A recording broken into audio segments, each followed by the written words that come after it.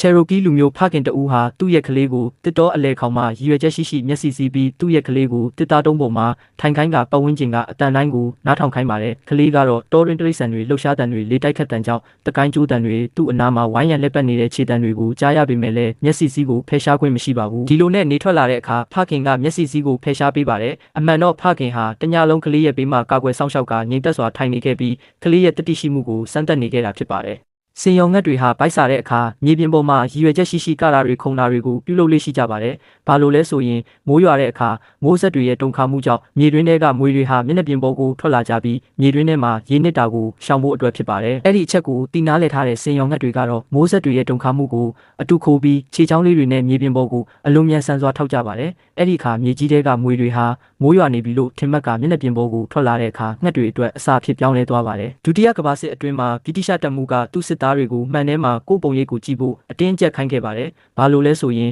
ဂျာမန်တွေဟာသူတို့ရဲ့လှုပ်ဝက်စစ်ရေးအချက်လက်နဲ့လှုပ်ဝက်တင်ကေတာတွေကိုရယူနိုင်ဖို့ဆွဲဆောင်မှုရှိတဲ့အမျိုးသမီးသူရှိုတွေကိုငှားရမ်းကဗြိတိရှစစ်သားတွေကိုတွေးဆောင်ခိုင်းခဲ့ပါတယ်။အဲ့ဒီအကြံစီကိုဗြိတိရှတပ်မှုကသိရှိသွားတဲ့အခါတော့သူ့စစ်သားတွေကိုမှန်ထဲမှာသူတို့ရဲ့ကိုယ်ပိုင်အတွင်ပြင်ကိုကြည့်ခိုင်းခဲ့ပါတယ်။ဘာလို့လဲဆိုရင်စစ်သားတယောက်ချင်းစီကိုသူတို့ရဲ့ကိုယ်ပိုင်ဆွဲဆောင်မှုအဆင့်ကိုသိမြင်စေဖို့ဖြစ်ပြီးသူတို့ဆက်ဆံနေတဲ့အဲ့ဒီအမျိုးသမီးတွေဟာသူတို့ရဲ့အဆင့်ထက်တိတိတတ်တာမြင်မာတယ်ဆိုတာကိုလည်းနားလည်သဘောပေါက်စေခြင်းတဲ့သဘောဖြစ်ပါတယ်။